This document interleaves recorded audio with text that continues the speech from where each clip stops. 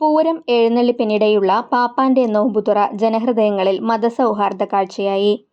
കഴിഞ്ഞ ദിവസം നടന്ന പാടൂർ പുതുകാവ് ക്ഷേത്രോത്സവത്തിന് എഴുന്നള്ളിച്ച അക്കരമേൽ ശേഖരൻ എന്ന ആനയുടെ ഉടമയും ഒന്നാം പാപ്പാനുമായ കോഴിക്കോട് താമരശ്ശേരി സ്വദേശി സൈനുദ്ദീൻ ആനയുടെ അരികിലിരുന്ന് നോമ്പു തുറക്കുന്ന കാഴ്ചയാണ് ജനഹൃദയങ്ങളിലും സമൂഹമാധ്യമങ്ങളിലും നിറഞ്ഞു നിൽക്കുന്നത്.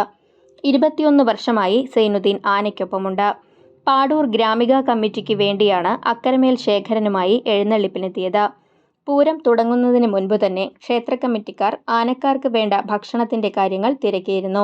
എന്നാൽ സൈനുദ്ദീൻ നോമ്പ് നോറ്റിരിക്കുന്നതിനാൽ ഉച്ചഭക്ഷണം വേണ്ടെന്ന് അറിയിച്ചു. ഇതേ തുടർന്ന് സൈനുദ്ദീൻ ഒട്ടും പ്രതീക്ഷിക്കാതെയാണ് ക്ഷേത്ര കമ്മിറ്റിക്കാർ വൈകിട്ട് കൃത്യം 6:35 തന്നെ സൈനുദ്ദീന് ഭക്ഷണവും വെള്ളവും എത്തിച്ചു നൽകിയത്.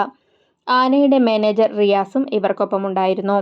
ആനയുടെ അരികിലിരുന്ന് നോമ്പു തുറക്കുന്ന വീഡിയോ ക്ഷേത്ര കമ്മിറ്റിക്കാർ തന്നെയാണ് മൊബൈൽ ഫോണിൽ പകർത്തിയത്.